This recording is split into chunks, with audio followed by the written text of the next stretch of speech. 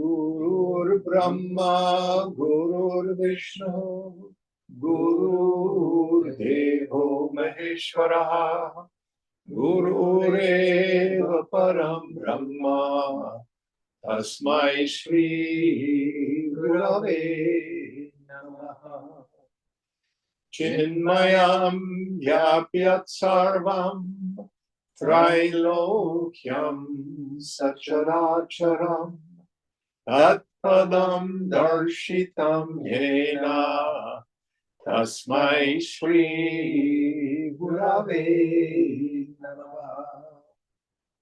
Tvameva Mata Cha Pita Tvameva Tvameva Bandhu Cha Sakha Tvameva Tvameva Vedya Dravidam Tvameva Tvameva Sarvam Mama Deva Deva Tvameva Sarvam Mama Deva Deva. Jai Guru. Om Sahana Bhavatu Sahana Bhunaktu Sahaviryam Karavavahai Tejasvinavadhitamastu ma vidvishavahai. Om Shanti Shanti Shanti. So we are in our 11th chapter, if I recall, and I think that's titled The Bliss of Yoga. Is that right? I think so, yes. And I do not remember which verse we're on. We have texts there if you wish them on the tape. We're starting on verse 71 tonight. So let me catch Daniel and Anna up to speed. So he's been dealing with the idea that the self is bliss absolute. Now, this is a thorny thing. So normally the three terms the Vedanta uses to indicate the self are Sat, Chit, Ananda. Sat, pure existence. Chit, pure awareness. Ananda, bliss absolute.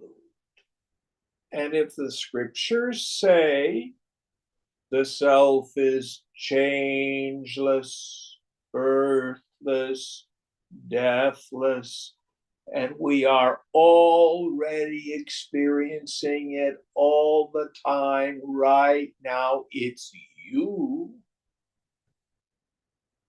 Something doesn't compute. Because, I always am something. I'm always aware, even in deep sleep, because I can remember, I slept so soundly, I must have been there. But I'm not happy all the time. So what Ananda is can't be what most of us think it is. Oh, happy, happy, happy. But then why do we call it bliss absolute? And the language I like to use, the self is the wellspring, is the fountainhead of all bliss. Because the self is bliss absolute, the mind can be blissful.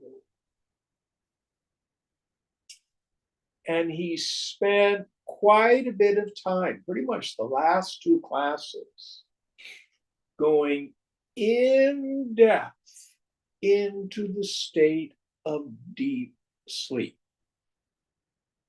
Now, in deep sleep, the chitta, the stuff of the mind, and Anna, if I'm saying anything that you're not understanding, you have a question, just ask.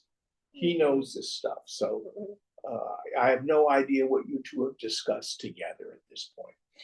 So the stuff of the mind, the chitta, is in an unmanifested seed-like state, which is the state of pure ignorance. Now, we call this the Anandamaya Kosha, the sheath comprised of bliss. And what he's been driving at is in the waking state and in the dream state, we have what's called the triputi, the triple factor of knower, knowing, and know. I, Jim, went online and knew my emails. Knower, knowing, and know. I had an omelet for lunch. Knower, knowing, and know. I knew the omelet. So we experience bliss when this triputi, this triple factor, ceases to manifest. That happens every night in deep sleep. And no matter what our problems are during the day or during the dream state, when the mind folds up into its unmanifested form, all the sorrow goes away. And when I awaken in the morning, I go, oh, I slept so soundly. I feel so rested. It was so blissful. And Vidyaranya has yet to talk about this state called Vasana Ananda, Vasanananda. I call it snooze alarm bliss. So there you are in the morning and the alarm clock goes off, go like that. You go, oh, just another 10 minutes. Oh, you punch your pillow. Oh, it feels so good. You all know that state? And then a few minutes later, oh, I've got a 9 o'clock meeting that I've got to get ready for. And what about that client that's so problematic? And oh, I've got to deal with immigration because I'm traveling. Or oh, what about politics? And what happens to that bliss that we had in that few moments right after I woke up? It's like when the sun hits the morning mist, it goes, and it's gone. So it isn't that the bliss went away, it's that the mind returned.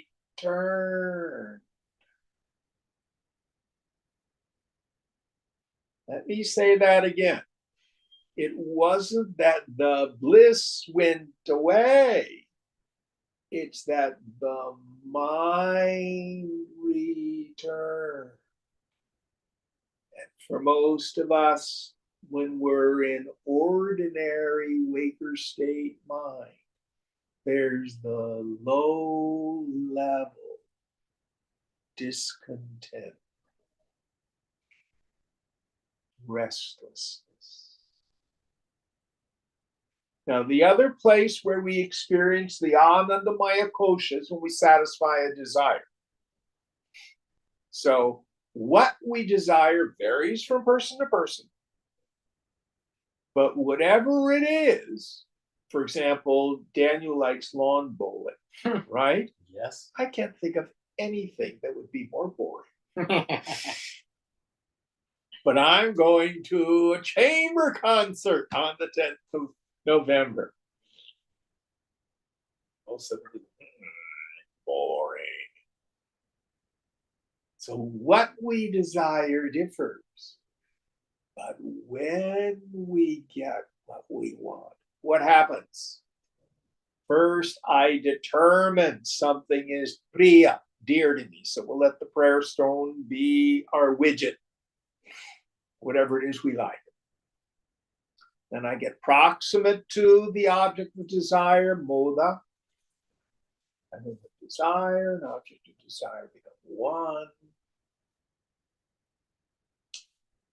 Oh, yeah. Pramoda, the point of pleasure. Excuse me.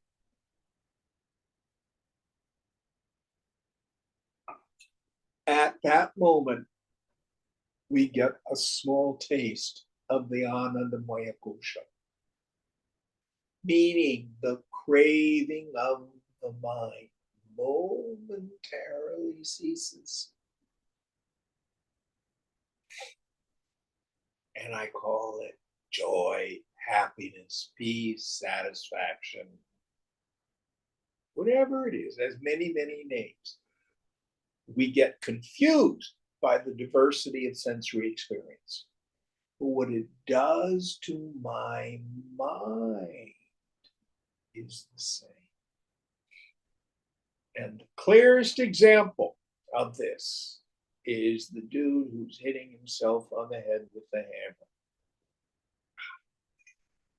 Why are you hitting yourself on the head with the hammer? Because it feels so good when I stop. I want a new car. I want better clothes. I want jewelry. I got the car. I got the jewelry. Now I want a house. That'll do. I didn't get a house. Well, I got kind of a house. So we run around in a low-level state of suffering, which the scriptures call kama, craving, Krishna. That's the word I think he used last week, wasn't it? I think so. Thirsting. He borrowed it from the Buddhists. I want.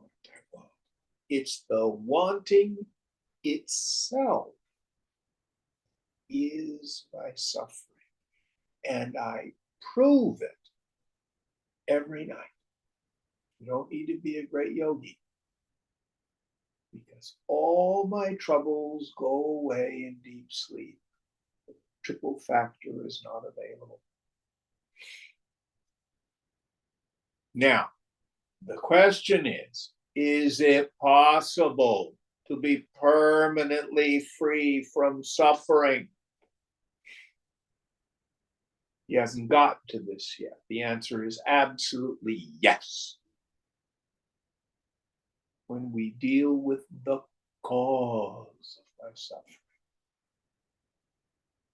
Cause of my suffering is I compulsively want stuff. Why do I compulsively want stuff? Because I'm stupid. I'm caught in the state of spiritual ignorance. So when the ignorance is removed, what do I realize? I'm a birthless, changeless entity. It's absolutely safe always. And I've let go of my attachment to the world. So the mind stays home. All right, let's get right into the text. And again, what verse are we on? 71. All right. Tadhan tvam sakshi bhavam dukkha bhavam prachakshate loki kastarkika yavad dukkha vritti vilopanat. This witness state of compact consciousness, ordinary people and the logicians say, is characterized by the absence of suffering, because in that state the mental modifications of pain and misery subside. Yes, so in deep sleep, the mental modifications of misery subside. They all fold up into their seed form. It's not only logical, but it's our direct experience. Next one. Ajnana bimbita chit syat mukhamananda bhojane uktam brahma sukham tyaktva pahiryat yatha karmana. In the enjoyment of the bliss of Brahman in deep sleep, the consciousness reflected in ignorance is the means. Prompted by its karma, good or bad, the jiva gives up the enjoyment of bliss and goes out to the waking state. Yes, so the problem with the bliss of deep sleep is it's always temporary. Now listen carefully. There are people who crave the bliss of unconsciousness. And the problem is, let's use the technical language. So we have what we call the gunas. Is this a term you know, Anna? Mm-hmm. Yes? Mm-hmm. I can't hear you. Yes. Yes, okay. I'm hard of hearing and blind as a bat, so you just have to put up with me. So the gunas, tamas, rajas, sattva. Tamas, the state of indolence, dullness, illusion, delusion, the inactivity. Rajas, the state of activity, where we have jealousy, greed, anger, envy, ambition. All our suffering is in the rajasic state. Sattva, principle of non-activity. I'm clear. I'm free. There's nothing to be done, nothing to accomplish. I know who I am. I know what this world is. Now, we've talked about how sorrow, the sorrow of rajas, disappears in deep sleep, which is pure tamas. So there are people who, because of their ignorance, have attachment and identification in the world. I'm not getting what I want. They said something mean to me. I've tried to be a good blah, blah, blah, blah, and it isn't working. And now I feel so upset. Oh, the wrong candidate won the election. What am I going to do? I'm going to go get drunk. We head towards unconsciousness. Know what I do all day? But it isn't enough, so I need to take Xanax on top of it. No, I can't sleep, so I need Ambien. Actually, go for the fentanyl. It's much easier, And so you die, not a big deal. Heroin, that's the answer. These are all attempts to deal with suffering by moving the mind from rajas to Dhammas. I was talking with a young man, this has to be about a year and a half ago, 2 years ago. Smart, good looking, talented, has a BS in nursing, but he's crystal meth addict. And he's a chronic relapser. He's been around the recovery community for maybe 20 years. And he had a relapse. He said, Jim, I just needed a release. Oh, isn't that revealing language? Yogi would say, release from what? What do you think he needed a release from? From his own mind. Hmm? From his own mind. Yes, yes, exactly. But he went from Rajas to Tamas. And as Vidyaranya has said here, the problem with deep sleep or drugs or alcohol or stuffing your face with carbs and sugar, gambling, Netflix, video games. There's so many ways in which we zone out, numb out. What's the big problem with it? It's temporary. And you wake up, and the tyranny of the restlessness right there. So is he positing that like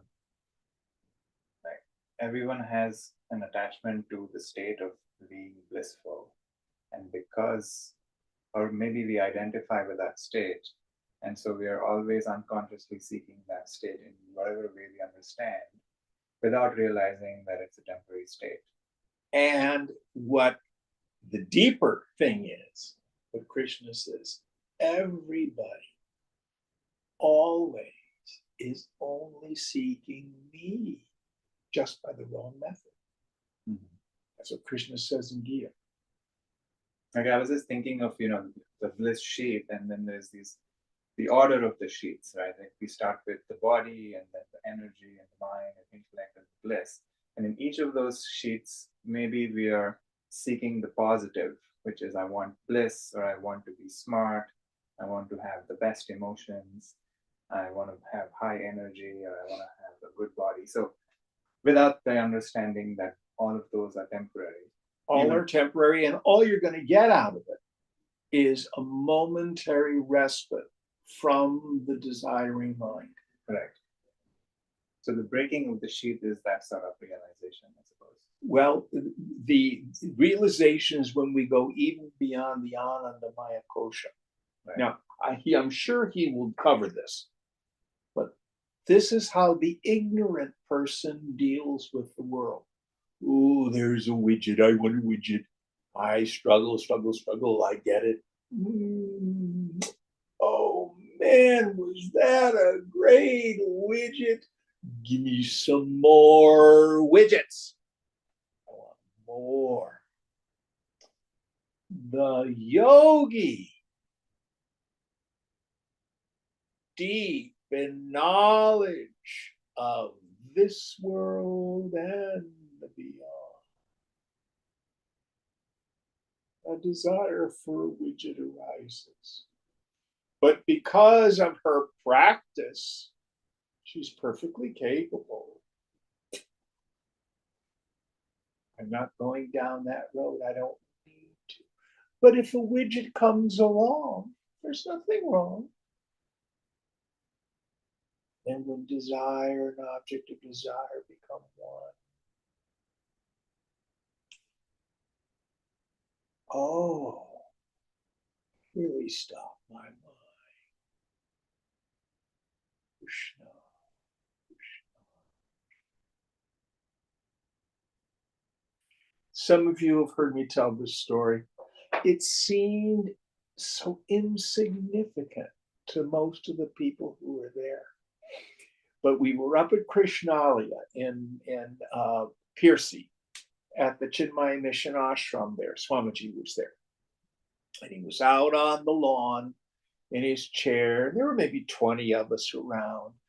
And he was doing satsang and expounding the Vedanta, answering questions. And someone came up and brought him a little Hershey candy thing like you give out on Halloween. He loved chocolate. He stops his deep, profound discourse on the Vedanta.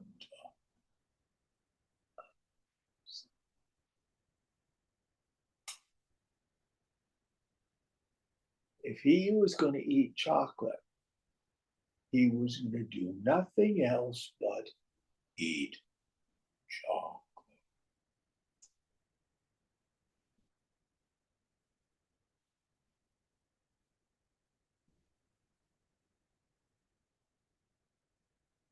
And then it was gone, right back to satsang. He enjoyed it, but he enjoyed it in knowledge.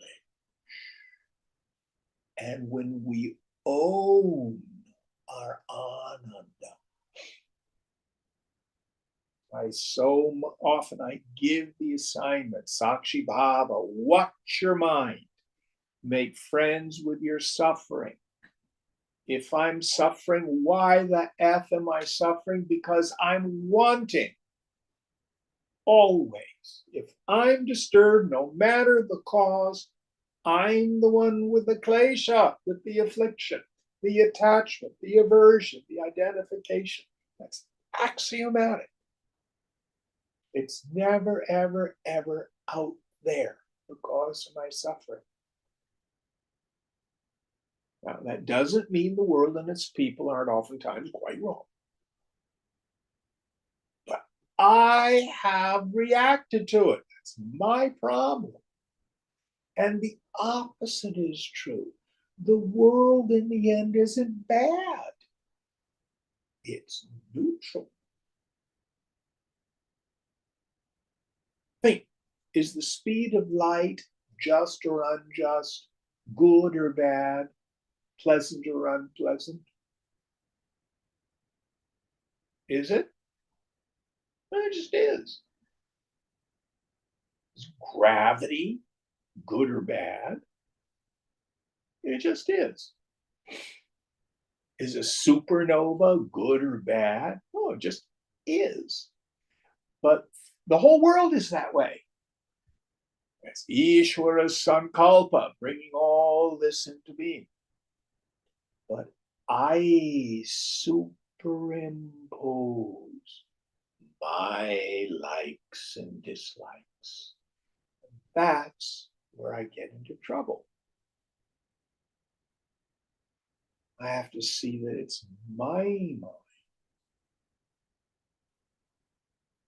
So just like in deep sleep, it isn't that I've gotten what I wanted.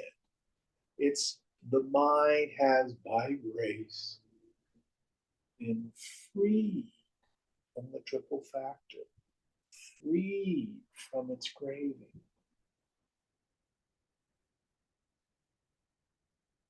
Every night we sleep on the lap of the mother who holds us in her embrace. Not knowing that's what happens. All right, next verse. Did that deal with your comment? Yeah. Okay. May I get the copies on the table, right? You can get what? A copy of the text? Yes. Yes, it's right over there. Thank you.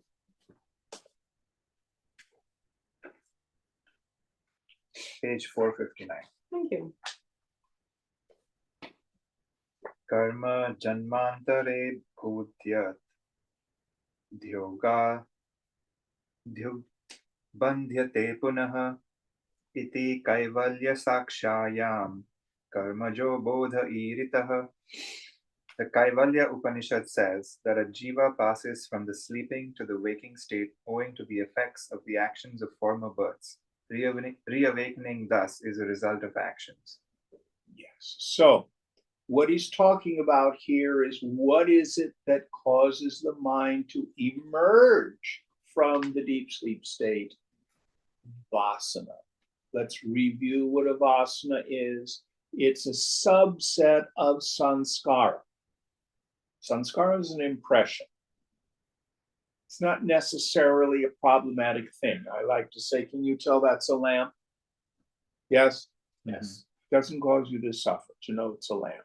Yeah. But when we have the subset of sanskaras, impressions that involve I-ness and minus, and inherently have misery or happiness associated with them. We, after the fact of the experience, think about it. Chintya. Oh, that was so good. Oh, that was fabulous. And much of this is unconscious. Then it goes into the unconscious mind, leaves that impression, and it will sprout first as low-level agitation, then the thought of the object, and then the desire for the object. It is what happens to us every morning. Out of the unmanifest chitta of deep sleep, vasanas sprout. It's like the seeds under the ground sprouting up. And then we're waking up, we experience the triple factor, knower, knowing, and known, and then low-level agitation, restlessness, we head off into the world. Just what you were saying earlier, looking for the good as we understand.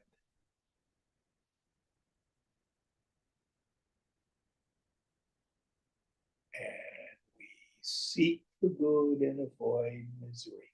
That's all we do all day long. And when that particular crop of vasanas has exhausted itself, guess what happens?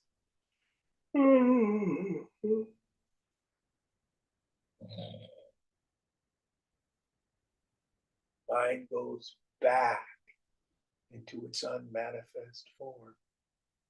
And in the morning, new set of sprouting vasanas occur. Any thoughts on that? And as we've gone through the world in ignorance, convinced that happiness and misery is in the externals, we have millions of vasanas that we've accrued over lifetimes. Now, I have good news for you. The fact that you have the desire for liberation, come to a Vedanta class, is also a vasana. So we call subhaj, auspicious desire. Those auspicious vasanas ultimately lead us toward the infinite. You're not all bad. All right, next verse. Kinchit kalam prabuddhasya brahmanandasya vasana anugachettastushnim aste nirveshaya sukhi. For a short time after the waking up, the impression of the bliss of Brahman enjoyed during sleep continues, for he remains for some time calm and happy, without taking any interest in the enjoyment of external objects. Yes, so that's what I call the snooze alarm bliss in the morning. For a short time. Oh, yes, I slept so soundly. Just enough mind there to enjoy this blissful sleep. Going on. कर्मभिः प्रेरित पञ्चात् अनादुःखानि भावयन् शनैर्विस्मरति ब्रह्मा आनन्मेषोऽखिलो जनः. Then, impelled by his past actions ready to bear fruits, he begins to think of duties and their implementation, entailing sufferings of many kinds, and gradually forgets the bliss of Brahman experienced a few minutes before. See, I love Viduranya. He agrees with me. Totally talking about what I just said. So the bliss of the waking up state, the snooze alarm bliss fades because the vasanas of engaging into the world occur. And as Shakespeare says, we grunt and sweat after a weary life, burdened by the weight of kartavya. Who can tell me what kartavya is? Duties. Obligatory actions. I'll be happy when, it'll be better if, I have to do this. I'm not okay. But wait.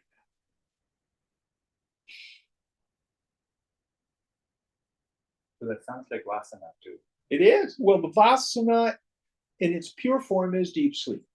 What he's talking now is the fruit of the vasana, the sprouting of the vasana. I was commenting on the kartavya and vasana being similar in that sense.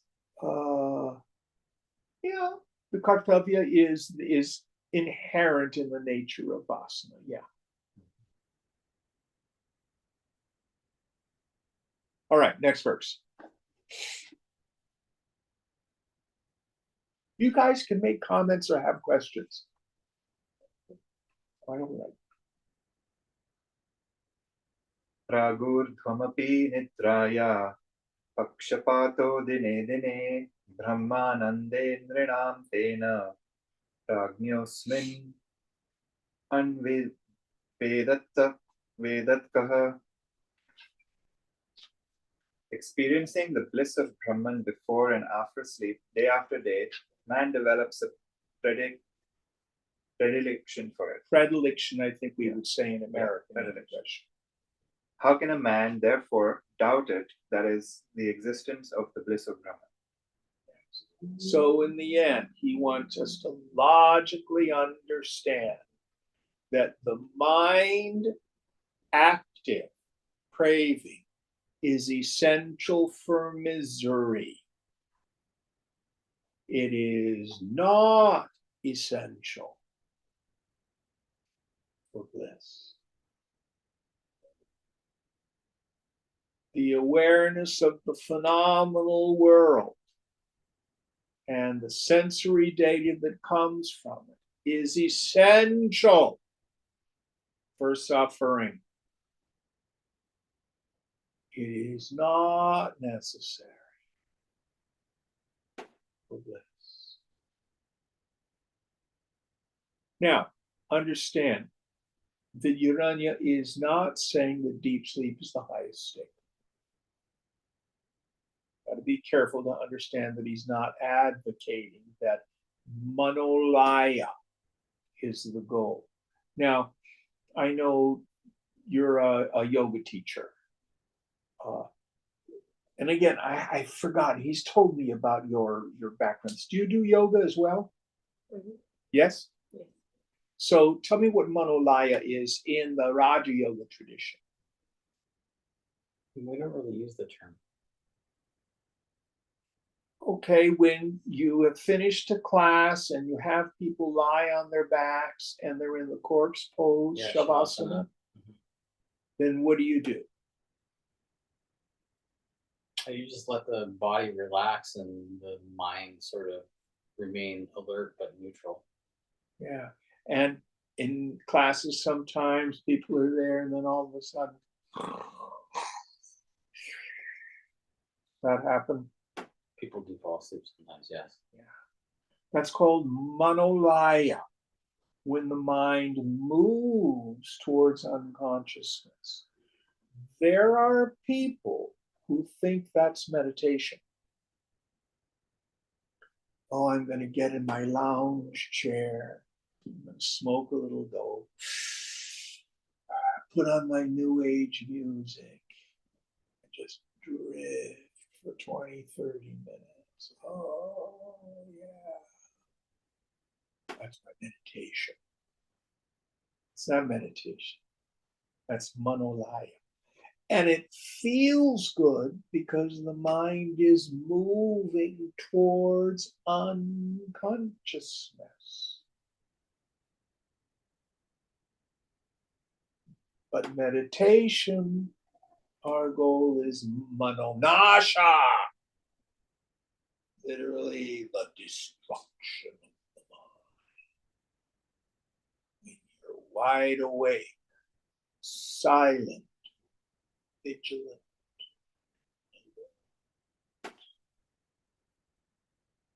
the thoughting has slowed way.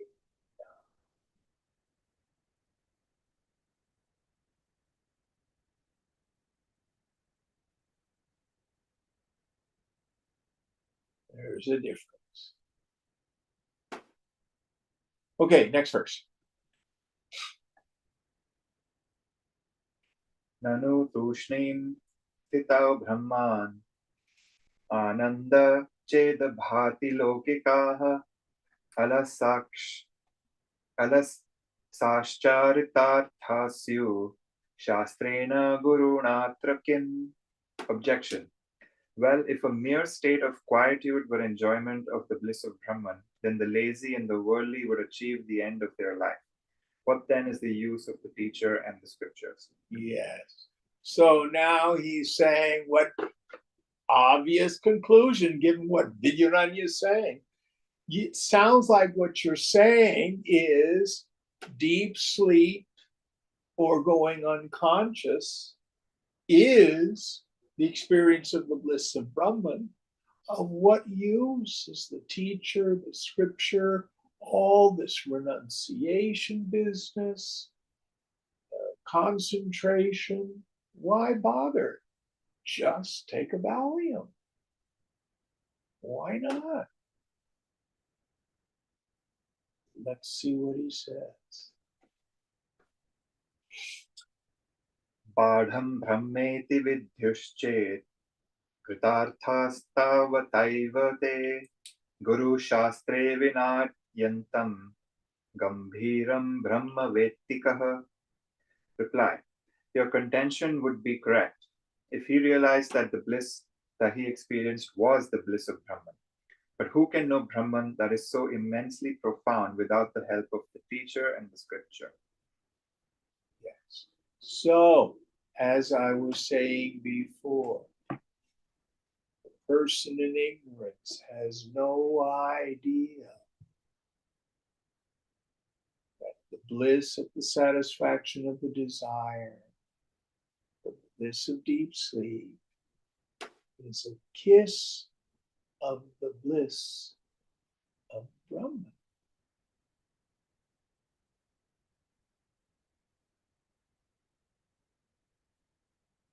But the mumukshu, who studied the scriptures, understood their import, is not fooled by it. The knowledge gained by understanding the Anandamaya Kosha is that the phenomenal world is shunyata, void, neutral. Now, we read texts like Vivekachudamani and some of the others, and they say, oh, avoid sense objects from a distance. They're like poison. The body, it's, filled with, urine and feces and terrible, terrible, terrible. It can come across as flesh hating. It can come across that, oh, the world is terrible. Shankara even says the person who goes after the sense objects mistakes a snake for a rope. Usually it's the other way around. There's a rope and you think it's a snake and you're all. But what Shankara says there is, it's a snake. The sense objects are poison. And you don't know it. So what Vidyaranya is saying here, listen very, very carefully. In the end, desire is not an impediment to realization. Just another mind state.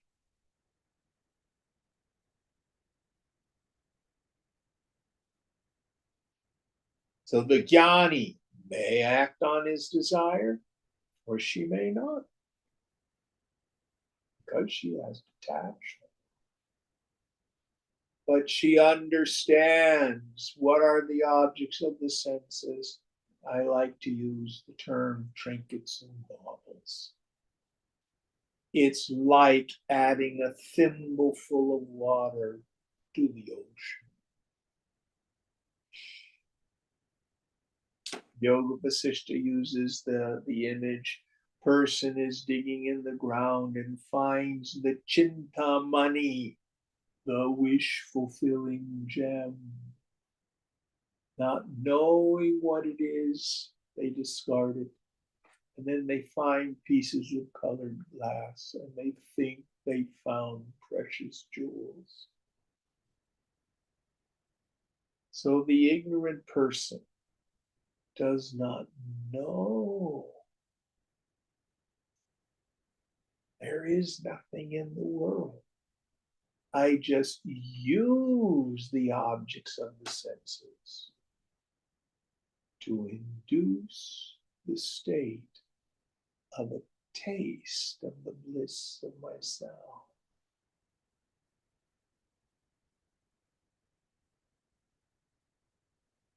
Now, you may theoretically know this, but attachment will not leave the mind until you've been able to learn to revel in the self, independent of the objects of the sense.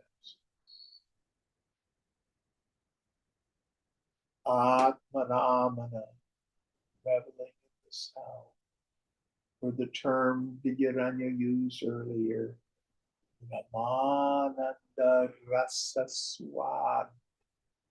Swad means taste. Rasa means juice, essence. So the jnani learns to taste the juice, the essence of the bliss.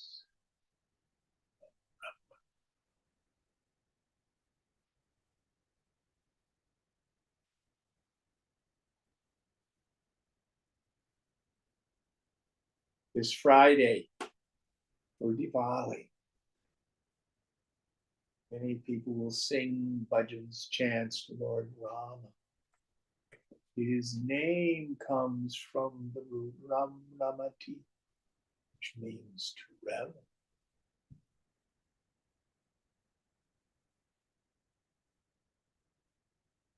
Why is this important? I like to call this the ruthless rule of the mind. The mind will return to the experience that's given it the greatest joy. You may wish the bliss of Brahman give you the greatest joy.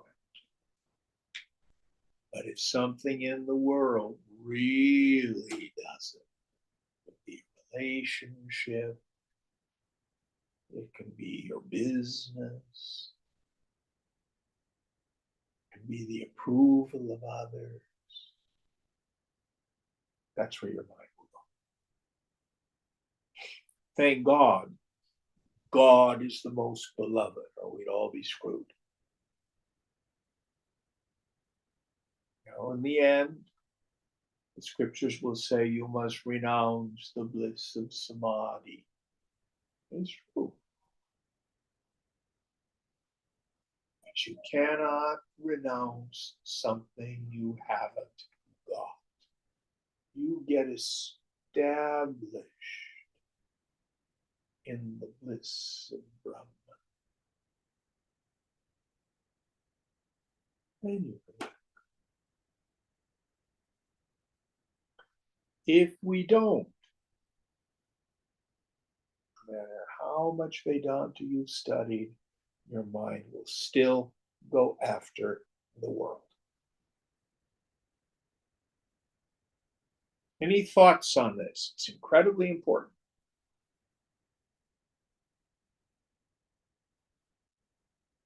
Next verse.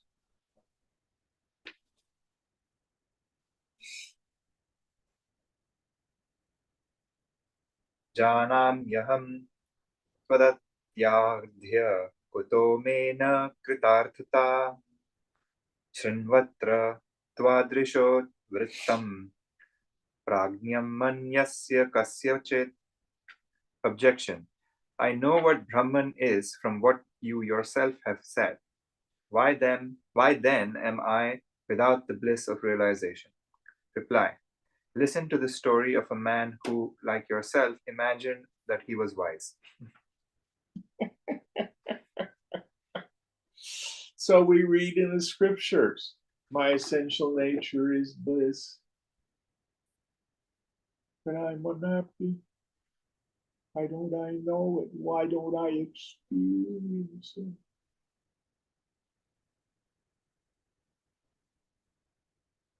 And this is why Shankara says if the mind continues to extrovert into the world,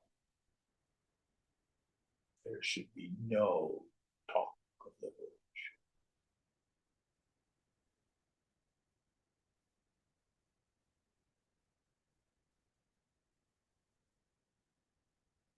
Many of you have heard me share my favorite shloka of Gita, chapter 2, verse 55. Stita Prajna Purusha section. Marks of the person of steady wisdom. When a person casts off all the desires, all the cravings of the mind or heart, and is satisfied in the self, by the self.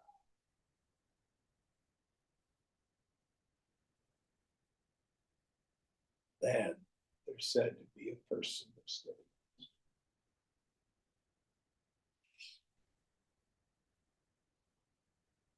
Next verse.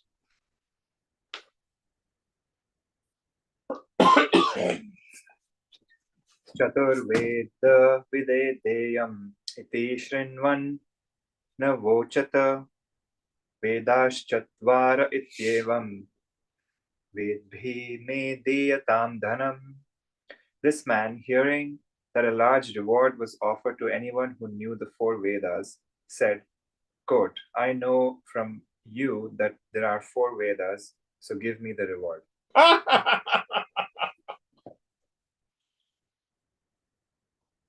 No indirect knowledge. He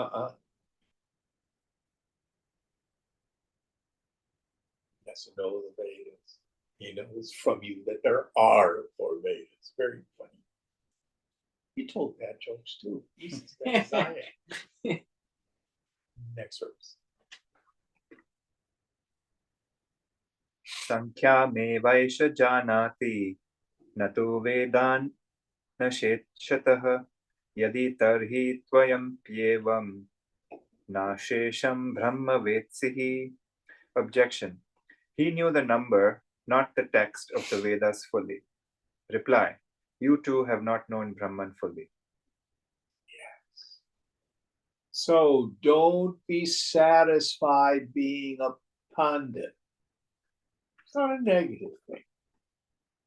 That's a scholar, someone who has studied the Vedas, can quote them, may have memorized chapter 15 of Gita.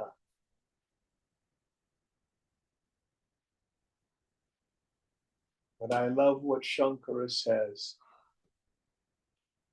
Without knowledge of the self, study of the Vedas is futile. With knowledge of the self, study of the Vedas is again futile. So what's the purpose of the scriptures? They are a bridge by which the Guru transmits this knowledge to the student. Now, in our modern age, we're so lucky because we have easily accessible books with very good commentaries.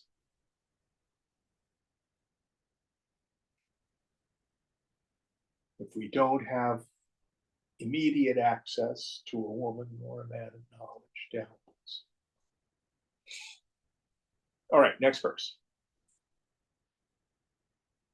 अखण्डैकर सानन्दे माया तक्कार्यवर्जिते अशेषत्वस् सशेषत्वार्ता अवसर एव कः. Objection. Brahman is by nature indivisible and is bliss absolute, untouched by Maya and its effects. How can you speak of the knowledge of Brahman as complete or incomplete? Very good doubt. Let's see what he replies. Shabdaneva pathasyaho temartham cha pashyasi shabdapather thabodhaste sampadhyatvena shishyate. Reply. Do you simply say the word Brahman or do you see its meaning? If you know only the word, it remains for you to acquire knowledge of its meaning. Yes. Let me see if I can give a modern example.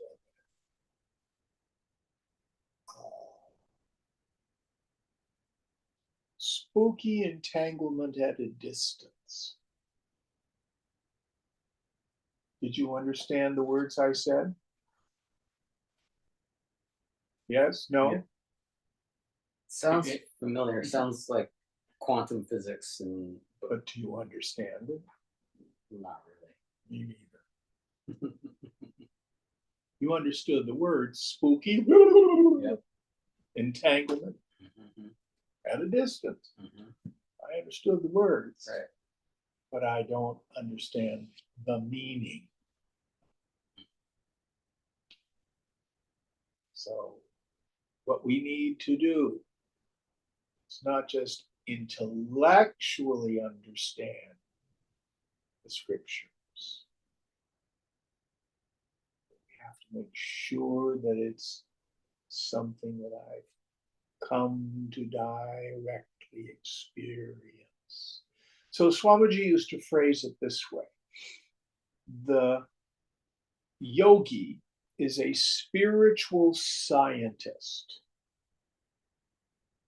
but their laboratory is their own mind, their own life. And the statements of the scriptures, we don't take on blind faith. He used to say blind faith is stupid faith, and it will fail us in a crisis. We take these as hypotheses, and then we prove or disprove them in the laboratory of our own direct experience. We do the experiments that the scriptures suggest. Viveka, Vairagya, Samadhi Guna, Moksha, Yamas, Niyamas, Vasana, Ayama, etc. Get all these experiments to do.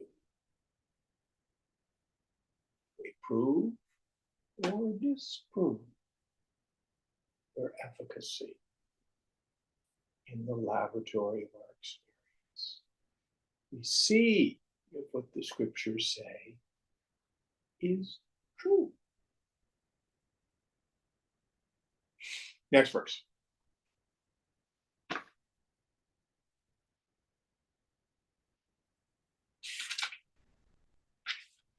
अर्थे व्याकरणार बुद्धे साक्षात्कारो विशिष्यते स्यात् कृतार्थत्वधीर्यात्वात् अवध्रुरुमुपास्वभोः. Even if, with the help of grammar and so forth, you learn its meaning, still realization remains. Serve your teacher until you have realized Brahman and known that there is nothing further to be known. Yes. So, how do I know if I've realized the self? It swallows all doubt. Lord Krishna could come up to you and say, "Oh, you don't know what you're talking about." Thank you, Lord.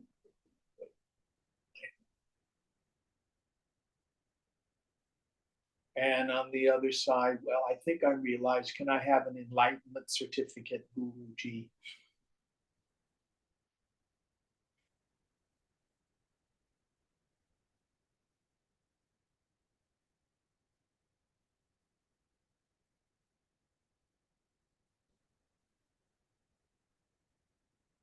Do you know your essential nature?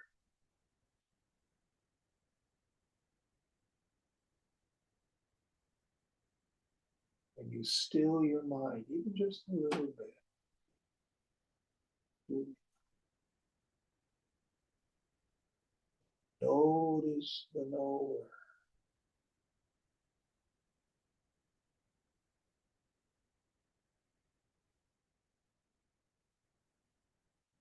You see there's nothing there. And it shines as pure awareness.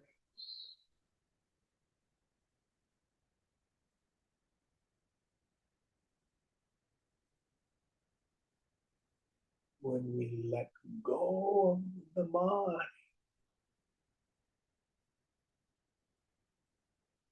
and that triplety ceases.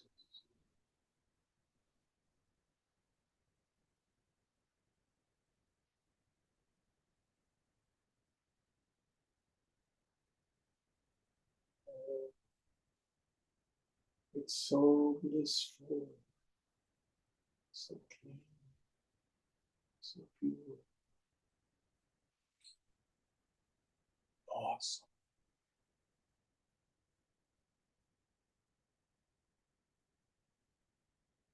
It's myself.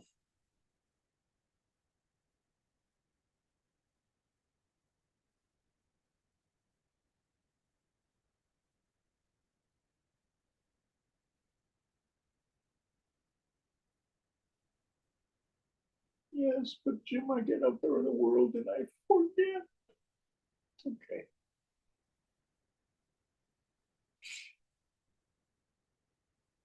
Keep doing tapas. Why do I forget? Vasana.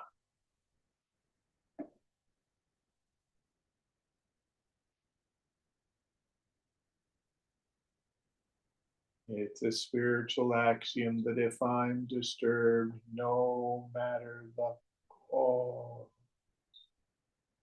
I'm the one with the klesha. Some of the Buddhist schools will define that as a defilement, which I find interesting. We usually say affliction. What were you taught in your tradition for klesha?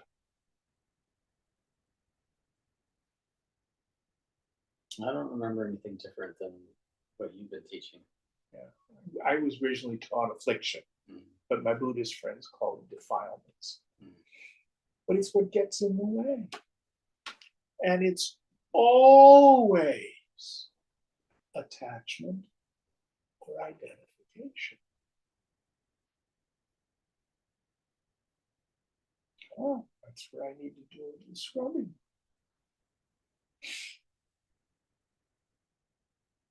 My tuple Brillo pad. My Brillo pad, they do tuples. Scrub the mind.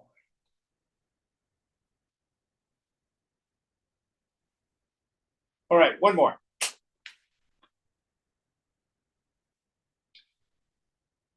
आस्था मे तद्यत्र यत्र सुखम स्वा सुखम स्यादिश्य येर्विना तत्र सर्वत्र विद्येताम brahmanandasya vasanam. Leave the vain argument alone and know that whenever happiness is felt in the absence of objects, that happiness is an impression of the bliss of Brahman. Yes, there he just nailed it. Read it again, slowly in English. Leave the vain argument alone. Yes. And know that whenever happiness is felt in the absence of objects, that happiness is an impression of the bliss of Brahman. Yes. So there's a mediated form of it. When you use a medium, person, place, thing, or situation, then there's the non-mediated form, the immediate experience. You could say deep sleep is that, but also when I drop the mind.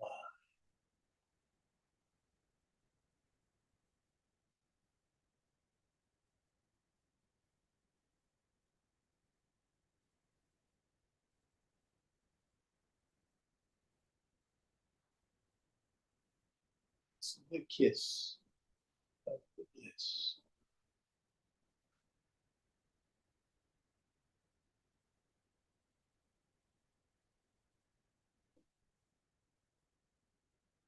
Not only is the self Ananda, it is the only Ananda.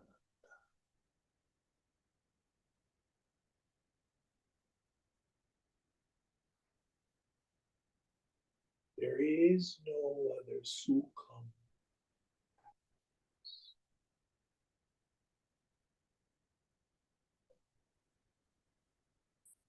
Mind goes out, it hides. Mind comes home.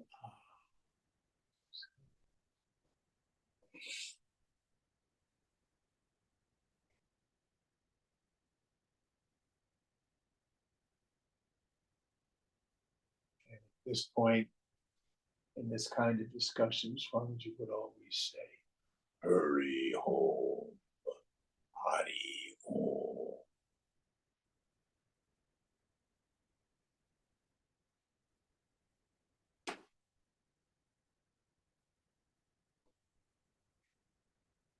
Om Purnamada Purnamidam Purnat Purnamudachyate Purnasya Purnamadaya Purnamevavashishyate.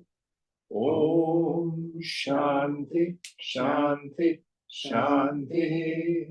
Hari Om. Sri Guru Pyo Namaha. Hari Om.